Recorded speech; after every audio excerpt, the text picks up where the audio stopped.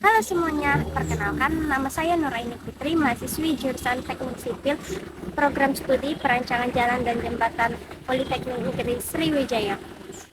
Pada kesempatan ini, saya akan menganalisis kasus terkait pengaruh penerapan jalan satu arah di depan Universitas Sriwijaya Palembang.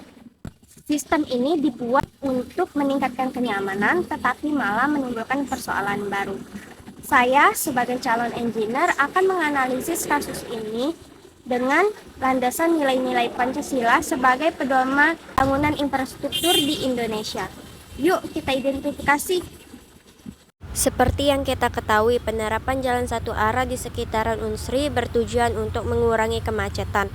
Namun dalam praktiknya memicu banyak pengendara motor yang melawan arah. Hal ini menunjukkan bahwa kebijakan tersebut belum sepenuhnya sesuai dengan pola penggarakan penggunaan jalan dan berdampak pada aktivitas akademisi, warga sekitar, serta pengendara yang taat aturan. Bagi mahasiswa teknik sipil, persoalan ini menegaskan pentingnya merancang infrastruktur yang tidak hanya berfungsi secara teknis, tetapi juga adil dan layak secara sosial, sejalan dengan sila kelima Pancasila. Jika dilihat dari perspektif sejarah, kondisi ini memiliki kesamaan pada era Orde Baru, di mana infrastruktur dibangun secara masif dan cepat sebagai simbol kemajuan nasional. Pancasila tetap dijadikan sebagai dasar ideologis, tujuannya untuk memperkuat persatuan dan juga meningkatkan kesejahteraan. Namun dalam hal ini, partisipasi masyarakat masih terbatas, sehingga proyek yang dibangun belum sesuai dengan kebutuhan masyarakat itu sendiri.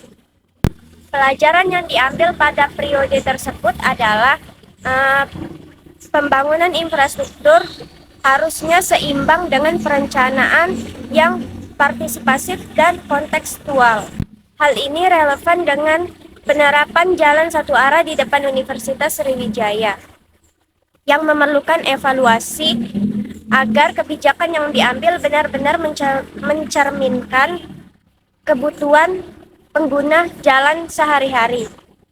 Pada kasus ini, dampak nyata dari penerapan jalan satu arah di depan Unsri seperti yang sebelumnya dibahas, ialah marak pengendara yang melawan arah. Tindakan ini jelas melanggar aturan dan berbahaya karena meningkatkan resiko kecelakaan. Namun, sebagai calon insinyur sipil, kita perlu melihat penyebabnya, bukan karena hanya menyalahkan pengguna jalan. Banyak mahasiswa yang tinggal atau ngekos di Jalan Lunjuk Jaya. Dengan sistem satu arah yang ada, mengikuti rute resmi membuat jarak tempuh menjadi jauh karena harus memutar. Akibatnya, sebagian pengendara melawan arah demi efisiensi waktu dan jarak. Artinya, fenomena ini menunjukkan bahwa sistem ini belum sepenuhnya terakomodasi. Kedisiplinan masyarakat dan kesadaran masyarakat serta desain lalu lintas harusnya seimbang agar mengurangi risiko kecelakaan yang tidak diinginkan. Untuk mengatasi masalah ini, solusi yang diambil tidak hanya tegas secara aturan, tetapi juga manusiawi dan adil. Dilihat dari sisi teknis, mungkin solusi yang diambil antara lain penyediaan putar balik resmi yang lebih dekat atau penerapan jalan satu arah yang bersyarat pada jam-jam tertentu. Dan dari sisi sosial, perlu adanya keterlibatan masyarakat sehingga kebijakan yang diambil ini sesuai dengan kebutuhan di lapangan. Perihal ini sejalan dengan sila keempat dan juga sila kelima, yaitu musyawarah dalam mengambil keputusan dan juga keadilan sosial bagi seluruh lapisan masyarakat. Dengan demikian, tujuan utamanya bukan untuk membenarkan pelanggaran, tetapi juga menciptakan sistem yang membuat masyarakat tidak perlu lagi melanggar aturan.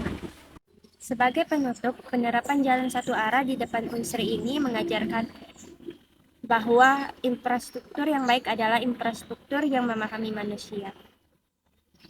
Pancasila sebagai landasan mengajarkan bahwa infrastruktur berfungsi tidak hanya secara teknis, tapi juga adil, aman, dan berkelanjutan. Saya Nuraini Putri, terima kasih dan sampai jumpa.